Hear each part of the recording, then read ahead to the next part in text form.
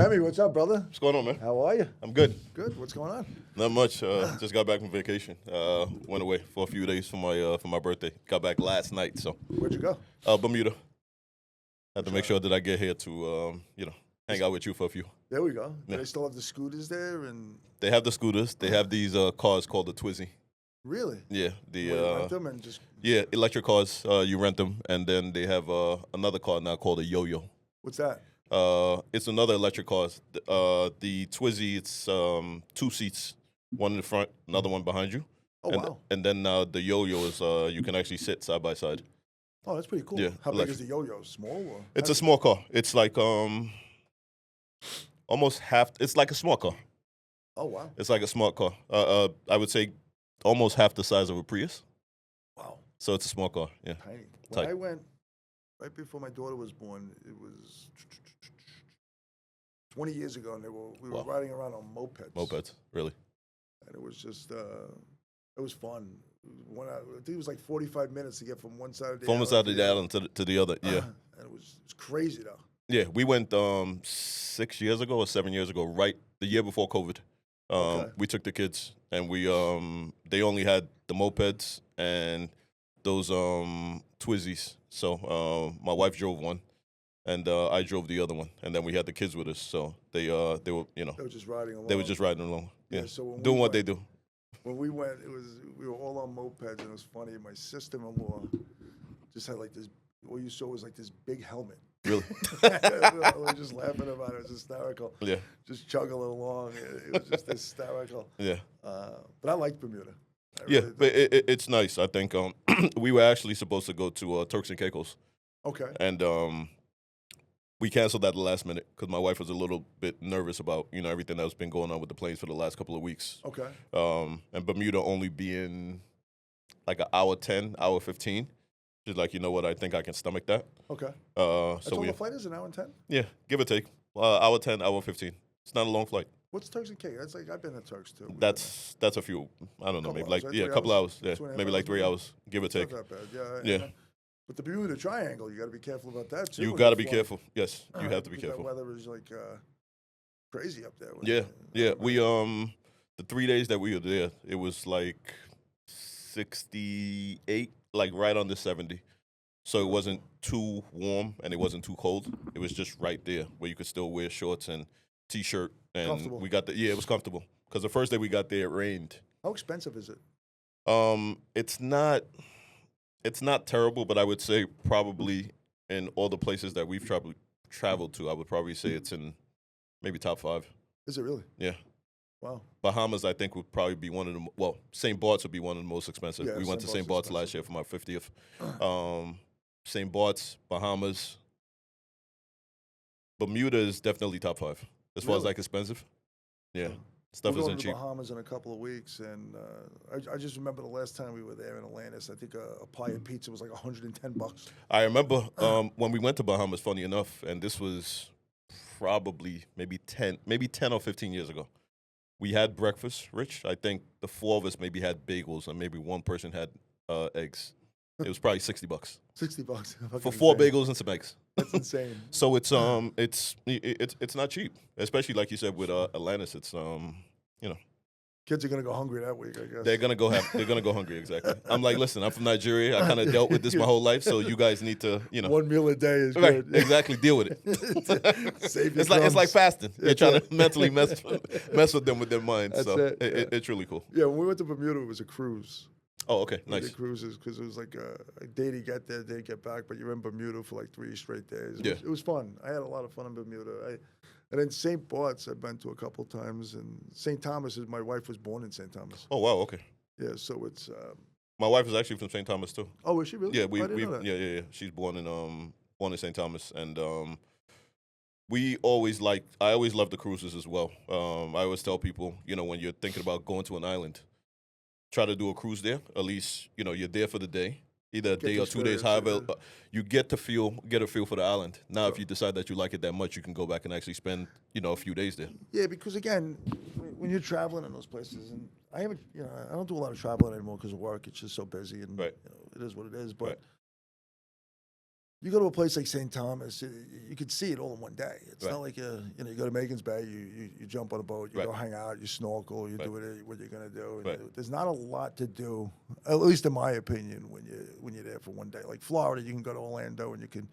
You can kind of space it out. Yeah. You can space it out. Yeah. St. Thomas. No, you're right. Stuff like that. You can Aruba maybe. Right. But Aruba, I think, for me traveling, it'd probably be my favorite place to go to because there's no mosquitoes. That's right. There's no mosquitoes. Anywhere else I go, the mosquitoes have no respect for me. So it's really I agree with you. Yeah, they tear me up wherever we go. Yeah, I think it's our blood. I like it. Yeah. But I think they say it's the sweet blood, right? That's what it is. Yeah. Whatever. Yeah. So it's interesting though. But I like Aruba. Windy. Yeah. But it was fun. I think my favorite island was Barbados. Okay. I don't know why. I just had a ball there. It was just been there a couple times, and then I was the craziest island I was called Beckway. I've never been there. Where's that?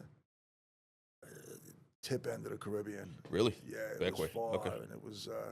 We were the only ship that was in there. Nobody lives there. Really? It felt like it looked like it was a private island, but it wasn't. Nice. It was rural. It was crazy. It was fun though. We had a lot of fun. Nice. But again, when you're the only people on the island, it was it's interesting. You make the most of it. You make the most of it. So it was more of like a beach day and just hang out. But I remember it being a little crazy because there's nobody there. There's nobody there. It's true. It was insane. And then we were in St. Kitts. I think it was either St. Kitts or St. Bart's on a Sunday. Mm-hmm. And I remember the whole island was like shut down. Yeah, for some reason. I guess because of Sunday. Because of Sunday. But the whole island was shut down and there was nothing to do. So if you go to St. Thomas, you can actually island hop. You can go St. John's. St. John's. That's right. They have the campgrounds in St. John's. Yeah. So the same thing with we went to Anguilla last November for my wife's 50th, and from Anguilla you can go to Anguilla, St. Thomas. No, St. Martin and St. Bart's. Yeah, St. Bart's. You can take the ferries and you can go to all those places. So you can cover 3 islands in pretty much one trip. You like St. Martin? St. Martin I like. We've been to St. Martin's probably 5 or 6 times. I went to when we went to St. Bart's last year. We stayed in St. Bart's for 4 days, and then we stayed in St. Martin for either 2 days or 3 days after, and then we came back home. Yeah, St. Martin's French, right? Mm-hmm. And it was like, the French and the Dutch side. That's right, and the Dutch side. Yeah. It was an interesting place. I liked it. Mm-hmm. Again, I think my favorite is St. Thomas and Aruba. St. Thomas, I love the food, and I love the jewelry. Yeah. So and then the Caymans are beautiful. And the Caymans are I like the Caymans too. Yeah. I like all of that. The rock and all that's pretty cool. And the snorkeling. I always wanted to learn how to scuba dive and go and dive over there because I heard that's amazing diving. When you do that, please let me know because I don't really know how to swim. Oh, really? Yeah, I don't. Okay. That kind of myth is it really does exist. So. Sucks being in the Caribbean. Well, I mean, I'll get in the water. So, like, when I was younger, when I went to junior high school, we went to Dorney Park, me and a bunch of my friends, and me jumping in. Of course, I don't even know how to swim. It was terrible. They had to put the stick in there to get me out. It was terrible. That's hysterical. But I'll get in the water though. I just don't afraid. Really. I'm not afraid. I just don't. I think for us, you always want to feel like you still have some sort of control. Of course. So as long as I can feel the water underneath my feet, I'm okay. Yeah. Once it gets past that, it's like, oh Lord. Here we go. We got to figure it out. So. So where'd you grow up, Fem? I was born in Brooklyn. What part? Born in Flatbush. Born in Kings County Hospital. Nice. Lived in Brooklyn for 2 years. Okay. And then my dad took us to Nigeria for 8 years. Then we came back and. What brought you to Nigeria? My dad is from Nigeria. I think he wanted to instill, the discipline in the education system. Okay. For us to kind of get a feel for that. So we were there for 8 years, and then we came back and ended back up in Brooklyn, and we were in Brooklyn for another 8 or 9 years before I left home because I left home when I was 17. Oh, okay. So from 9 to 17, I was in Brooklyn again, and then I left home and just kind of hit the road. Life. Yeah, started a life. He gave me an ultimatum, my way or the highway. So I'm like, Dad, I love you.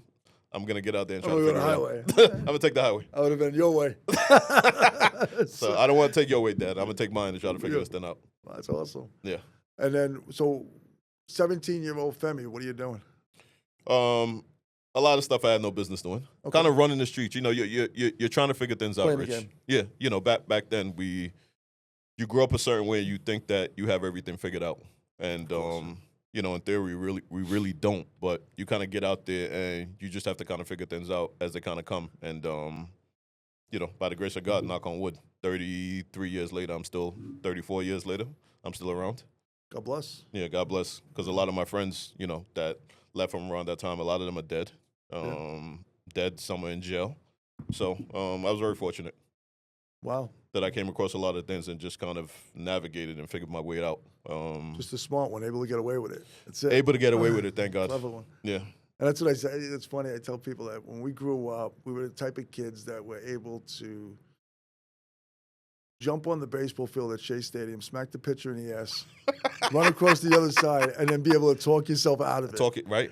I don't think people don't know how to do that anymore. They definitely don't. You know, it's just, like you said, it was a different time when we were growing up. Things were a little bit more lenient. I mean, we got in a lot of trouble. Sure. Like you said, we did a lot of different things, but, you know, we never got crazy. Not crazy. We didn't push the envelope all the way. We would just rambunctious. We were kids. We were trying to figure things out. That's right. And have a good time at the same time. So I'm glad we grew up when we did. I grew up in the 80s, and you know, it was I think it was the best time to grow up. Yeah, me too. You know, it taught. I think it taught us a lot of discipline, a lot of just discipline. Really, I think discipline and character. And it's funny. I grew up in Ravenswood Projects in Astoria, Queens. Oh wow, okay. So I grew up. It was a mix of just everybody. It was just right? a melting pot. It was great, and you know, again, it was just. I remember walking in people's houses and apartments, just going in their fridges, and you know, it just, their parents caught you doing something. You got a beating from them, then a beating from your parents. Well, that's what happened when we were in Nigeria. The same thing. Whenever you did something wrong, you were going to get disciplined by your neighbor. And then your neighbor was going to tell your parents what you did, and you were going to get disciplined also by your parents. And it was also the same thing when we went to school. So I remember going to school, and if you were late for school, they would gather all the kids, and you got disciplined in front of the whole school. So I'll tell you a funny story that happened to me. I don't think I ever told this story on the air, but it's funny. I was probably 7 years old. I don't know why I still remember this. I first grade. I got 100 on my math test. Nice. And the nun said I cheated. Really? Yeah. And Sister Margaret said I cheated, and she beat the shit out of me. Like the nun just beats it. And I didn't cheat. I was good math. I was good at math. I always been good at math. Ask me how to read or anything like that. I'm not touching any of that. Not an English guy. Yeah. See what you did, Sister Margaret? Yeah. I could. Yeah, Sister Margaret. Look what you did to me. So. I'm the only guy that writes a sentence and it's just ongoing and ongoing. So it's like a paragraph, my sentences. Right. But I was good at math. Right. So anyway. My son, too, he loves math. That's his favorite subject. The nun beats the crap out of me. And I go home, and then my mother beats the shit out of me. Right? You can't win. It's just. No-win situation. And I remember as I'm getting the spanking, I remember saying to my mom, I didn't cheat. And she said, all right, I'm going to stop. So she stopped halfway through the beat. She said, if you're going to take this test again, and if you don't get 100 on it, oh, is it going to hurt? You're going to double. You're going to be worse. Pressure, huh? So we could start up again, or right. Let's just get right to it. Yeah, either one. So I said, let's take the test, and I took the test and I passed, and I got 100. Nice. And I remember my mom; she was being pissed, and my mother was very disciplined. She was big lady. She God rest her soul. She's my mom and my dad. But again, she always took the word of the principal. That's what they used to do. That's what they did, right? That's what they did. They didn't lie, right? And I remember going at around 5:30 at night. It was just starting to get dark. It was in like October, November, and little chill. I remember her walking me down to the school. We were a block away from St. Rita's. Walks me in, has a meeting with the principal, Sister Margaret, and my mom. And my mother's yelling at the nuns saying that I took the test and I passed. You passed. And then what she proceeded to do, which I thought was classic but typical of that time, early, mid-'70s, was she pulls my pants down in front of the nun and shows her the beating she gave me. Oh, wow. Exhibit A. Now I get sexually assaulted. I'm getting abused. And you can't win. You can't win. And obviously, I'm still scarred by it, but it was hysterical on the way they think things back in those days. And we grew up and what we had to face. And then I remember my mother saying to me, all right, you got away with something in the past, so it justifies the This the means. payback? This payback, yeah. Okay. And she told me, going forward, you got one. So, the next one you do wrong, you're not going to get a beating, but you have one to play with. I think I used that one very next day. I screwed up. Very next day? Yeah, Wow. very next day I screwed up again and did what I had to do. Thank God you had something in the bank. I had a bank there. So Amen. probably that's why I did it, was because it was banked and I wanted to Right. get it over with. Right. Because they forget about it, you know. But it was a different time of growing up. It was, it was interesting. So 17, you're on your own. Mm-hmm. What kind of work were you doing, if anything? I wasn't working back then. But from the time that I was 12, when we lived in Coney Island. So when I lived in Brooklyn, we moved. I don't know, for whatever reason, my dad was. It's a pretty cool place to live too, Coney Island. We lived when I was in Brooklyn. We lived in Flatbush. Yep. We lived in East New York. We lived in Coney Island. We lived in Bed-Stuy, and we lived in East New York. Oh wow! So before I left home, I was living in East New York. But from the time that I was 12 to 17, East New York, like the Ville, or I was on Vermont between Hegeman and New Lots. So I was right around the corner from Pennsylvania Avenue. So that's how far from Brownsville? Not even 10 minutes. Not even, right? Yeah, because I went to Tilden High School. But in East New York, on Pennsylvania Avenue, they had a McDonald's there. So I worked at that McDonald's. But with high school, I'm jumping all over the place. Sure. But high school, schools. I went to Ditmas Junior High School. Got kicked out for fighting. Okay. Ended up at PS 99. And high school, I went to Lafayette for 3 years. Yep. Got kicked out for fighting. And I ended up at Tilden my senior year. Did you win the fights at least? I did. Because back then, Rich, like you said, your ass kicked and then getting kicked but out. the problem was, for us, I'm Nigerian, so people made fun of me for the name. Sure. And then back then, there was a thing that they made fun of you because I'm Nigerian. They called you an African booty scratcher. Yeah, I remember that. So now I got to fight just to kind of defend the honor, defend the name. That's right. So it kind of forced you got to knuckle up and you got to do what you got to do, because back then, people are going to pick on you. You're either going to turn a blind eye, turn a cheek, or you got to defend yourself. Right. So I'm not going to turn the cheek. Smart. But from the time that I was 12, I'd been working. I was a paper boy when we lived in Coney Island. I worked summer youth. I worked at One Police Plaza. But I had a bunch of different jobs. From the time, like I said, that I was 12 or 13, I've been working. We all did. Yeah, I think we all did that growing up, which is pretty cool. So then, when did you get your first real job? You haven't.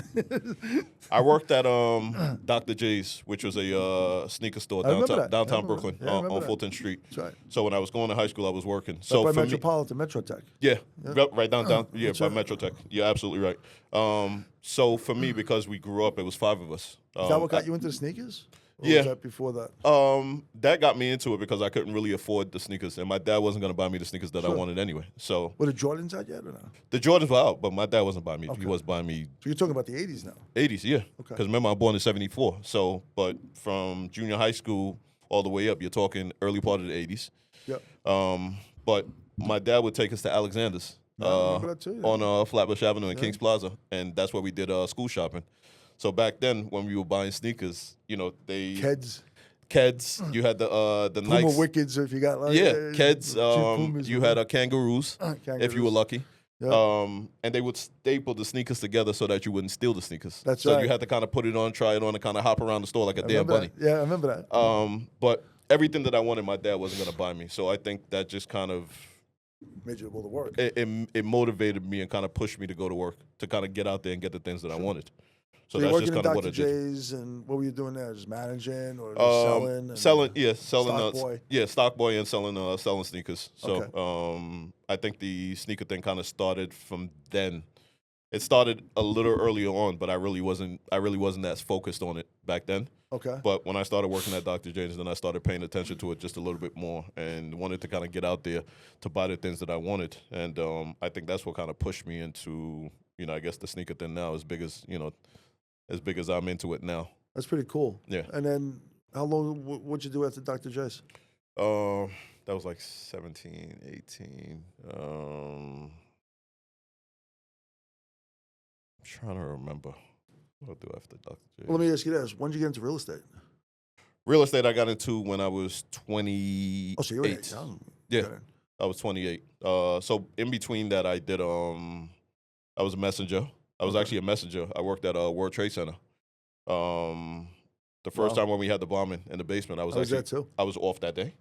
I was there. Not in the building, but I remember responding there as a cop. Yeah, and I was a messenger. I worked on the 97th floor. Wow. Yeah, so you remember World Trade, you had to take one elevator to the 50th floor and then take the second one. Right. Yeah, so. Femi, I remember me and my partner, may he rest in peace, and he passed away from 9/11 cancer, Frankie Patone. God bless him. Rest in peace.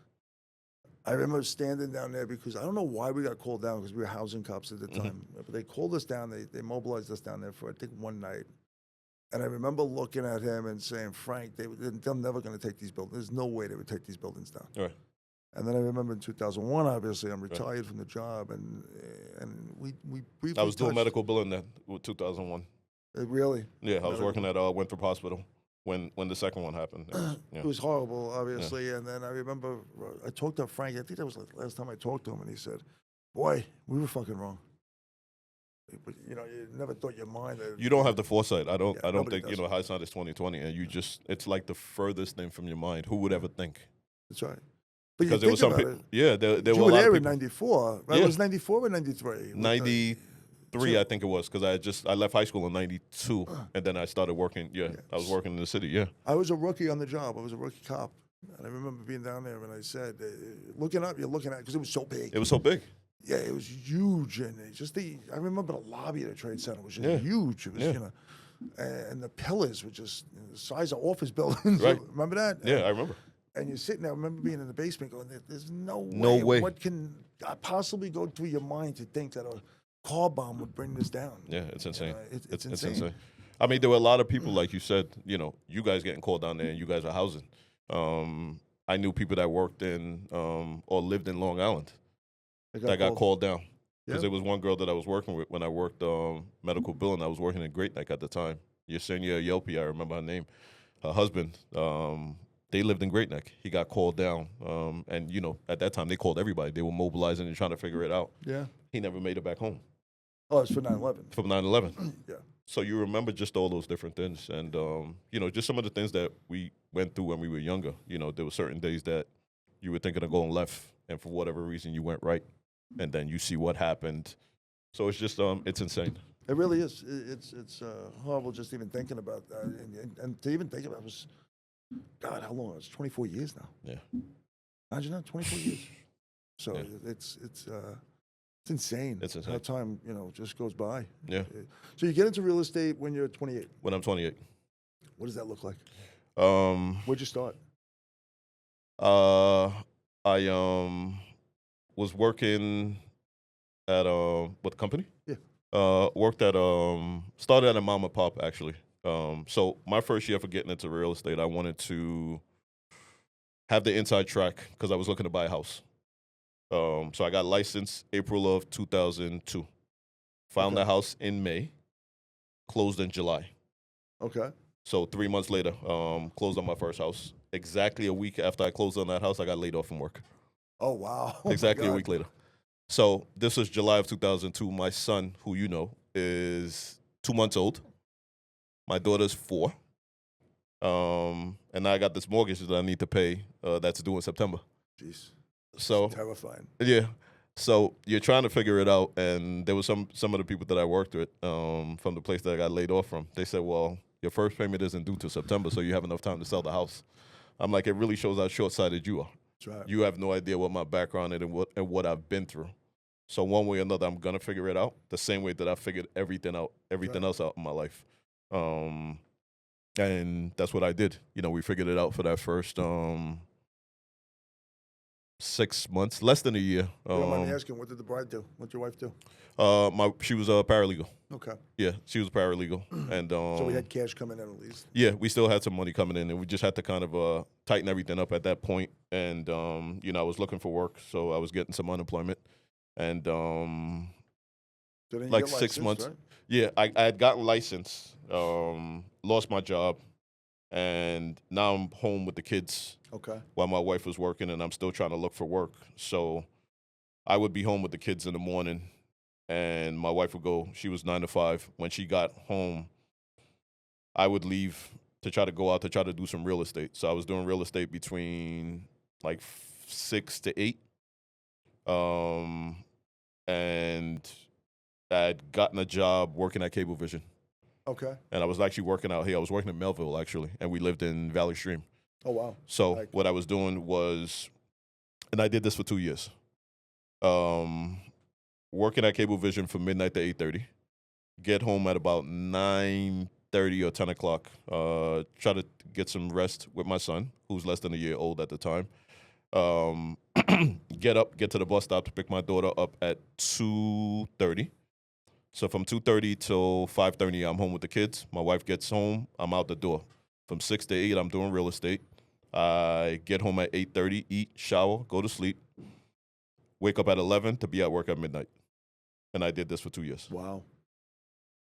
So the real estate business is just It was my first year. I didn't do any business. It was only one deal. I sold the house and my broker took half. Yeah.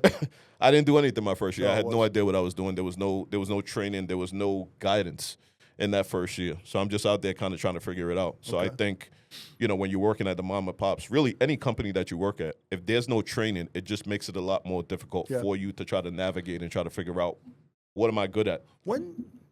Interesting. I was thinking about this the other day. When did it switch? I know we're biased. We're going to say when Keller came along because they were more training and it was, agent-centric and all of that. Mm-hmm. But when did it really, like in our minds, because I was thinking about this. When I first got into it, was like 2003, right around there.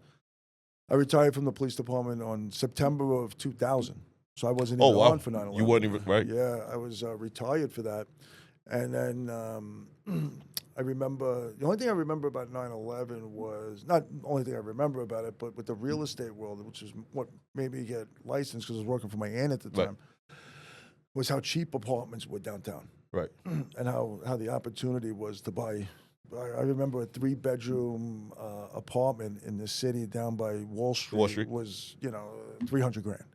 For a penthouse. For a penthouse. It was ridiculous. And then, a couple of weeks later, it would shot back up if you got it at the right time.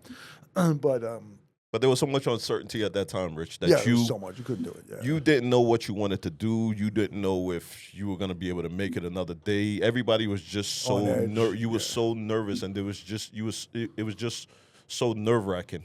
You weren't thinking about buying real estate. You were thinking about holding on to whatever little bit of money that you had. How am I even going to be able to get through the next day, much less the next week or the next year? And protecting your family. And protecting your family. That's what it was, right? Yeah. So you focus on that. You're right. And that's where the opportunity comes in, where you seek it out. But anyway, but you're right. When we first got into the real estate business, I remember hovering over my leads because I was afraid of somebody stealing them. That's the class that we kind of came from. Yeah. And it was like that for, I'm 23 years in, or 23 years next month.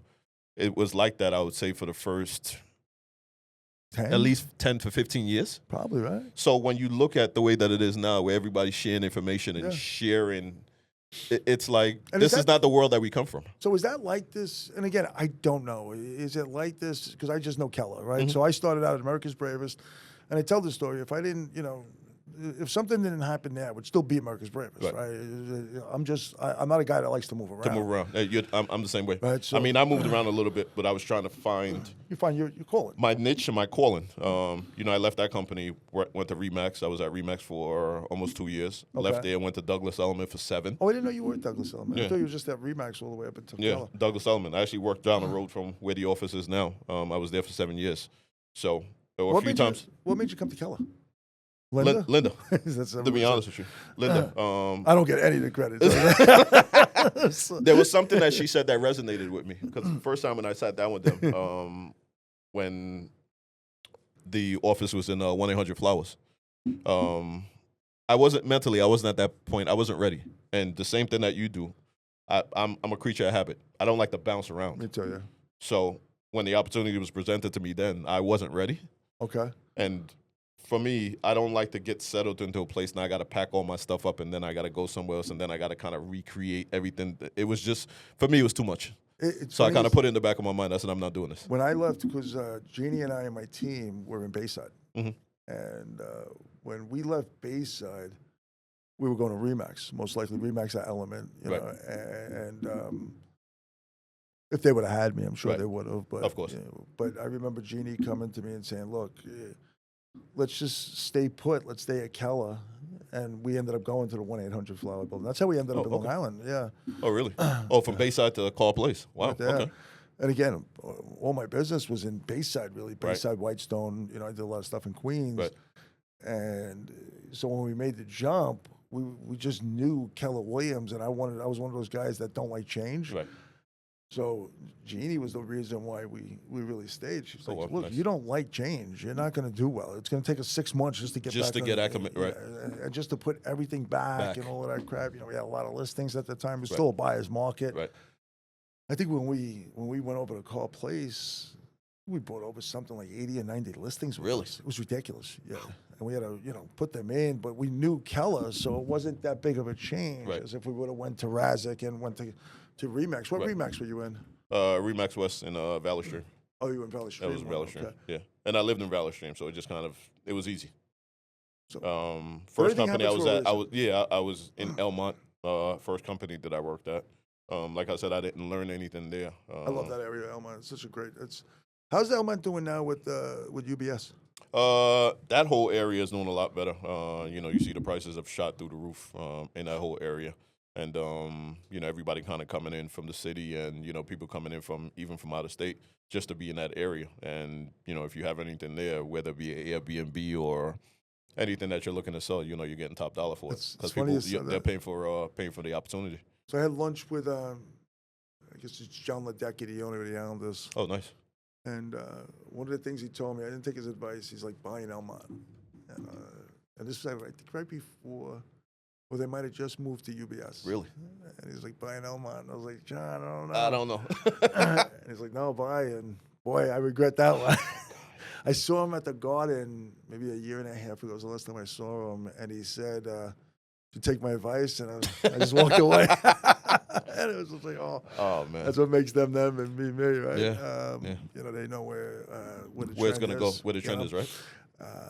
But it's interesting, like how that whole area got developed. Same thing with the Barclays Center. Yeah, same thing. We've been there together. Yeah. Well, not together, but we've been in the building at the same time. You're right. That place, look at what the Barclays Center did for downtown Brooklyn. Yeah. And it's even that whole area, the surrounding area, some of those streets, Herkimer, Pacific, just some of those places down there where you couldn't get, they were worthless. Not to look at them, and when they started to make the noise and started to talk about that they were bringing the Nets to Brooklyn. I remember, back in the day, going to a Nets game when we had that big playoff run. Mm-hmm. Remember that? I remember. His foot was not on the line, man. I'm sure he was over that line. That should have been a 3. That should have been a 3. Yeah. But were you at that game? I was. Oh, that was I horrible. definitely was at that game. I remember me and Jeannie were like, it's over. We're going. It's overtime. We're like, what the hell happened? Oh man.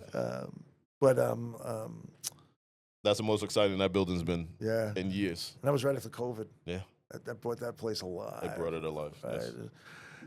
But I remember like walking from the stadium, a few blocks in, and I remember back in the day, you would never do that walk.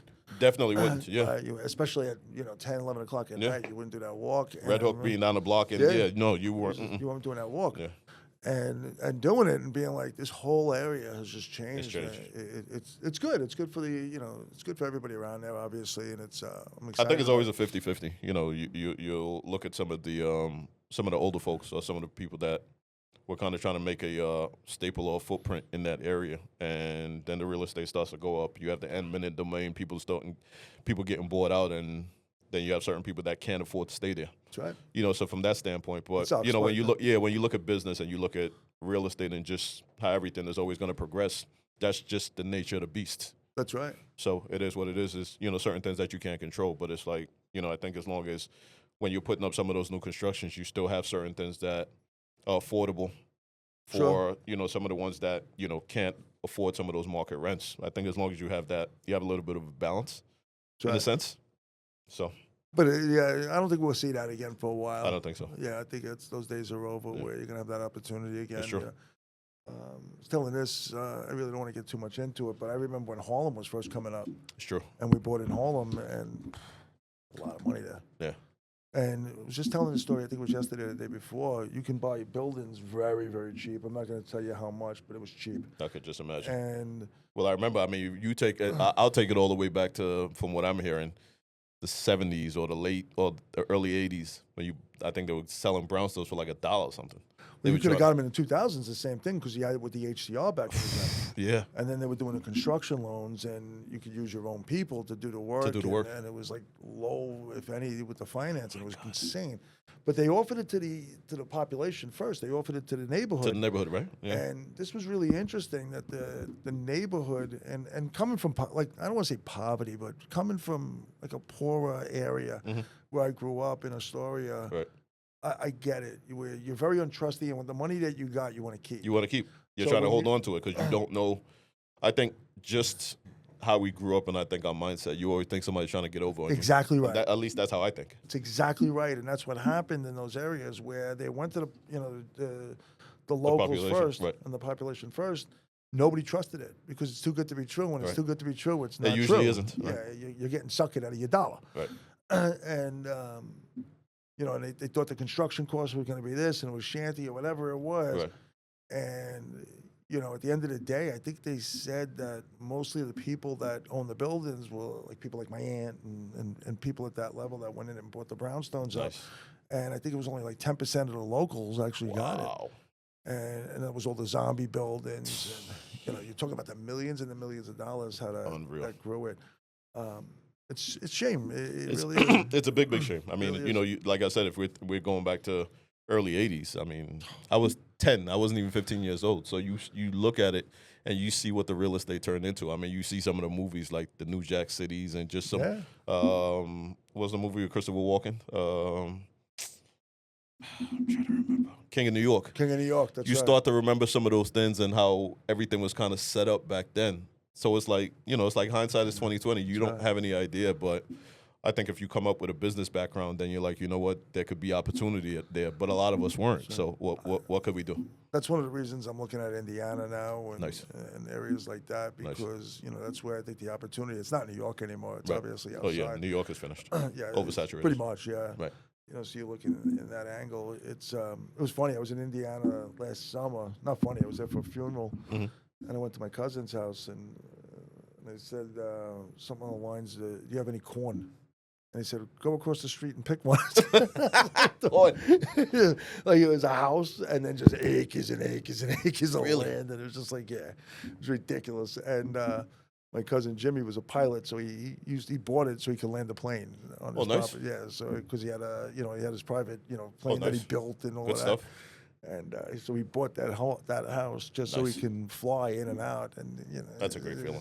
I mean, to be able to even have that opportunity, to be able to do that is unbelievable. That's the opportunity in Indiana. It's all farm. It's just so much farm. It's ridiculous. So anyway, you get into the real estate world, and take me through your first good year. I would probably say. And when did you start doing it full time? Started doing it full time the end of 2004, going into 2005. Oh, so you did it early. Yeah, so from 2002 to 2004, I was working full time, still running around with the kids because my wife was 9 to 5. So that's why in the back of my mind I always liked the movie Pursuit of Happiness. Sure, it was a good movie. Where I see him, Will Smith, running around with his son. So that's kind of how I was with my kids. But back then, I was juggling both. And then it kind of got to a point where doing cable, working cable vision, doing an overnight shift, trying to do some real estate, it was just nerve-wracking. So in the beginning for me, it was like, okay, the goal first year was to be able to buy a house. Okay, I did that. Lost my job, but that's a whole other story. Can I now make my salary doing real estate and not having to depend on the 9 to 5? Okay, so I'm doing it part-time. I was able to make the same salary. Okay, so what would happen if I was actually doing this full-time? So going into 2004, the end of it, I kind of made that decision and said, you know what? I think I had a few deals in the pipeline. So I'm like, you know what? As long as everything kind of lines itself up, because I'm a big risk taker. I've always been like that. If it lines itself up, then I think I'll be 17. That's a risk taker. I had no choice. Yeah. As long as these things line up the way that I need them to, I should be good for the next 6 months, give or take. So end of 2004, October, if I'm not mistaken, started working full time at Douglas Elliman. So my first good year, I would probably say, was maybe 2006, 2007. In 2008, I had a breakout year. So that's when the market is really good. The market is really good. I think in probably 300,000 the houses are going for, yeah, right around yeah. there. Because my first house that I bought in 2002, I paid $250,000 for it. I only wanted to spend $200,000. So, when you're telling people when the emotion kicks in, that's right. You'll find a way to spend the difference of the money. Yep. But I think it was maybe 2007 or maybe 08 before we had the crash. When was the crash? 08 or 09? I think it was 09. 09, right? 08 going into 09. The office that I worked at, we had either 70 or 75 people in the office, and that year I finished. That company was big. It was big. I finished number 2 to the assistant manager. Oh wow! Yeah, because he was an agent and also the manager. So everybody's like, technically in your mind, you were number 1. Sure. So I think when I did that, then who was running that office? That was female, right? The general manager or whatever? Helena was the right. Helena was the manager. And Matt Corming was the assistant manager. That's right, yeah, Matt. So I finished number 2 to him. So I think at that point it really, for me, I felt like it was it was a notch under my belt. Awesome. Because I'm always, I've always been a competitor. Sure. So, that's why I love this business. Yeah, especially in the business. And for me, we had a bunch of different blackboards in that office. You had a listing board, you had under contract, and I think you had closed. Yep. So for me, when I come in the office, certain days that I don't feel like doing much, I don't see my name on those blackboards. I need to get out there, whether I need to make that extra call. Okay. I need to knock on that extra door. That's right. One way or another, I need to figure it out because I need to find my name. I need to get my name on that blackboard. That's right. So that was always the thing that pushed me. Always unemployed. Always, yeah. I had no choice. Yeah. We one way or another, we got to figure it out. I don't sell a house, I'm not eating. That's right. I don't sell a house, I can't feed my kids. That's right. And my kids at that point, like I said, you're talking about a 2-year-old and a 4-year-old or a 5-year-old. So when you come home and you tell them that the market is bad, they don't want to hear that. That's right. Everything that they're asking for, whatever you tell them, why is always going to be the next question. That's right. I say the market is bad. Why? You got to keep doing this with a 4 or 5-year-old. At some point, you got to say, you know what? I'm never going to be able to win this. Let me just get out there and go figure the shit out. Pick your battles. Pick your battles. That's right. So that's kind of what I had to do, and that was always those were the things that drove me. That's awesome. Knowing that I had them that I kind of needed to answer to them, and also my wife, the boss. Of course. Yeah. So I got to figure it out. So now, when did you come to Keller? 2012, I think. No. 18. Was it 18? I think it was 18. That's when you came. Because I was there. Yeah. Well, actually, I was in Garden City. You were, right? Yeah, Garden City, knowing that at some point I was going to end up in Franklin Square. So I think 18. Was that when we opened that? Yeah. Well, I was there. I came in 18. So I've been with Keller 6-7 years. When did Franklin Square open? I'm asking 4 you. years. No, it's more than 5 that. years. Is it? I think 5 years. Okay. 5 years. Right. 5, 6. Okay, so 18 it opened. Well, 18 you come over to Keller. Mm-hmm. What, and besides Linda, what made your mind frame that you wanted to come to Keller? What was the? I was looking for more opportunity from where I was at the last place. Just kind of, you're doing a business and you're always going to do the business, but you're looking for more. So it's like, okay, a lot of these other companies, they focus more on, it's about the company name more than it is for the individual. So for me, I'm always saying to myself, I'm the one that's out there busting my ass every day. It's not about the company, it's about me. Right. So this mindset that a lot of these companies have, it kind of needs to shift because it's always been about us. We're the ones that's actually out there on the front lines doing what we need to do to kind of get the business. And then you look at Keller and you look at their motto and the way that they go about doing things. It's like, you know what? Let me kind of give this a shot. It feels like new opportunity. It just feels like something fresh. Let me kind of get to it and see the opportunities. And it just felt more. I think the environment and a little bit of the camaraderie at that point. When I came into the office a few times, kind of feeling it out, it's like, you know what, let me go there and kind of see what this is about. What it's all about. That's what it's all about. So now, we were talking about this earlier, and I want to make sure we talk about this. Real estate and sneakers. What is that about? It's a podcast that I do. So during COVID, the world shut down. We're doing absolutely nothing. So I'm like, you know what? Let me get out there and kind of put out some information with the market, because everybody's thinking at that point that the market is dead. There's nothing going on with real estate. So every day I would get into my car and give out the market stats. In this particular town, this amount of houses came on the market, this amount of houses went into contract, this amount of houses sold. And I just kind of did that every day. So I'm like, you know what? If I can talk about this, I said I like sneakers too. So let me kind of put these two things together. And I started doing that every day. And then when the world started opening up, I would have a lot of people just kind of hit me up and saying, we like what you're doing with the market stats and this whole thing. You should maybe kind of take it a step further and do a podcast. I'm like, so but with the podcast, where does real estate and sneakers come? How does it meet, especially with the numbers? Well, it's pretty cool. Thank you. It really is pretty cool. Thank you. And I love it. I think it's a great show. Thank you. I appreciate it. It wasn't really at that point so much about the numbers. It was me kind of talking about things that I knew. It's like I've been doing real estate at that point. So that was the whole thought behind it? That was the thought. So it's like, you know what, let me kind of start off with this. That's the name of it. That's what we're going to start the show off with. We'll talk about that, and then we can kind of shift whether we're talking about more real estate, or in the beginning for me it was, let me have a bunch of real estate attorneys on. Let me have a bunch of real estate agents on. Let me have home inspectors on. Everything that kind of had to circulate around real estate, let me kind of have those guests on. And now, since I've been doing it for a few years, and now I'm kind of jumping around as far as talking about health and talking about fitness, because I've been in the gym the last almost 5 or 6 months. I'm down almost 25 pounds. Well, yeah, you look good. Thank you. I appreciate it. So, just kind of talking about just a bunch of different topics. So I would always lead off the show with talking about a sneaker, and then talking about the real estate stuff as far as the interest rates, some of the different products that were available. And then I had my son start shooting with me, and I would have him handle the real estate aspect of it. I would talk about the sneakers.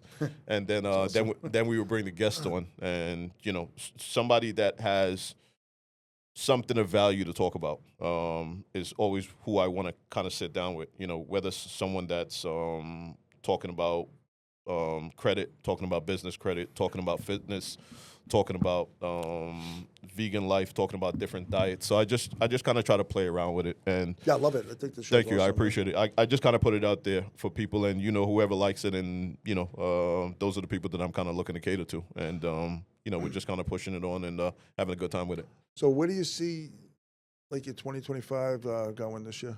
I think it'll be a much better year than last year was. 24 for a lot of people. A lot of people suffered. A lot of people didn't do the amount of business that they're normally used to doing. And I talked to some of the top agents who said that last year they maybe did a third of the business that they are normally used to doing. And Wow. then you had some that rose to the occasion and just kind of went through the roof. But I think right now everything is kind of balances itself out with everything that happened with the NAR settlements and that whole thing in buyer brokerage. So yeah, I that's think not gone either. it's not going to go anywhere anytime soon. So I think you just really need to kind of lock in to the business, pay more attention to your sphere, kind of tap more into your sphere of influence. I think this will definitely be a better year than it was last year. So coming to the end here, and I went by real quick. This has been awesome. Right? It was awesome. Thank you. I appreciate you having me on. I appreciate you coming on. We of course. Definitely doing this again. That's not a problem. We could definitely run this back, Rich. You already know I got a lot of love and a lot of respect for you. Thank you so much. You and I sat down. We've had conversations behind the scenes, I know. just about a lot of different things. You and I kind of wired a little bit, a lot of, the same. So definitely appreciate always talking with you. I'm in good company. That's what I can tell you. But all right, so off the real estate world, where do you see the Nets going? I think we have a lot of picks that we need to. I became a Knicks fan now. You did. Okay. Okay. Yeah, I have to. Okay. I'm not a big. Well, they're basketball in the guy, playoffs now, so you know we I'm a front kinda, runner. yeah, we kind of need to kind of take advantage of that and go, get into one of these buildings and kind of you and I being basketball nuts, we need to get into one of these buildings. But I think the Nets need some veteran presence. Yep. We need to try to find a way to to get some talent here and to be able to keep them here. It's gonna be hard. Because to be able to for us to have KD, Harden, Kyrie, and we can't keep any of these guys here. It's insane. We have to try to figure out a way to. I don't know. We should be better, And we had Garnett, and we had Paul Pierce, but I don't want us to have these players when they're coming to the end of their career. We kind of need somebody that's like halfway through. You've been through that first. And I think with the draft, we can't keep them. That's the problem. That's the problem. So I don't know what needs to happen. I think having a good veteran presence, I think, would definitely help. Yeah. Because with that, you can kind of help keep them there. I mean, you talk about like Miami Heat, where you have Haslam, who's been been on that team for years. You bring some of the younger guys there, and he's there to kind of mold them and guide them. We'll lose and that. I think we've kind of lost track of that. Yeah, a lot of the teams you don't really have that anymore. It's scary. Yeah. Again, it's the big three and all of that. I can't believe we didn't win with that team. But again, it shows you how screwed up it is. But this is what a lot of people don't understand. Everybody thinks that when you put talent together, it's automatically going to work. It doesn't mesh, and it doesn't happen all the time. I mean, let's take it back a few years ago when, even the Lakers, Kobe Bryant, rest in peace, Black Mamba. When you had Shaq, you and me both. I was actually just listening to a podcast on the way here, the Mamba mentality that he talks about. I try to listen to that every day. Yeah, me too. Remember, they had Shaq and Kobe. You brought Gary Payton in. You brought Karl Malone in. And everybody thinking now you're going to be able to mesh that and put it together and automatically going to win, and it didn't happen. Only one able to do was Jordan. That was the only person. Only guy that you knew that you had to happen. winning. That's it. Regardless. And that took a long time to get to. It definitely did. MJ for me he's always been my number one, and it always will be my number one. I don't care what anybody says. It's not not up for debate. There's nobody, and I like LeBron. I really do, but he's nowhere near Jordan. He isn't. Anyone second to the antics, Jordan I don't. Kobe, For me personally, I don't. Everything that he's done off the court, everything that he's done on the court, just the flopping and. Yeah, it's. You're a big actor. Yeah. I don't like that. Same I thing don't with take. me. We don't take anything away from his accolades and everything that is done. I just don't like the flopping and the antics. I think the only one close to Jordan would be Kobe. Kobe second. Yeah, I think so. I don't know how There's people jump over someone who won 5 championships. Like I don't understand it. It makes no sense to me. It doesn't, because Kobe. If anybody's better than Jordan, it's Kobe. It's Kobe. It just is. Because he's a student of the game. I mean, you someone who watched his teammate Shaq win his 4th in Miami, and then going out that same night to go back to his routine to put up 1,000 shots and do all those different things. Even when he won his fifth championship, they said that same morning he was back in the gym working out, and Janet is saying, "But you just won it. Why are you here?" He's like, "You guys don't get it." That's right. So he was wired differently. Just wired. So, and I don't know if you remember. Obviously, you do because you're a fan of him. But rookie season. With the Air Balls. The Air Balls? Against Utah. Against Utah. Of course I remember. Remember that? Yeah. And I remember watching that game. I remember it. I forgot what channel it was on. I think it was a USA or not even. Back then it was, I forgot where it was, but I don't know where. Maybe it was even ESPN, whatever it was. And I remember saying, "Oh my God, this kid, just to have the balls to go and take that shot, right? Keep taking the shot at this level. This kid's going to be great. He's going to be great." And look what he turned out to be. Look what he turned out, but look at what he did that night when he went home. He went back to his gym, and he shot. That routine. Yeah. Get back to your routine. Stick with your routine. Stick with the script. It's gonna happen again. Now I'm gonna be ready. That's right. And Jordan always said it too. Was you only look at the shots that they hit. Think of how many they missed. That they missed for them to be able to get to that point and to be able to build up that confidence to be able to take those shots. So why I bring that up, and I want to end it with this. It's the same as real estate. That's why I love real estate. It's the same thing. As long as the consistency's in play, you're going to hit eventually. And when you hit, it's going to feel great. It's going to feel great. Femi, it's been awesome. Thank you. Love you, brother. Thanks so much, pal. Thank you.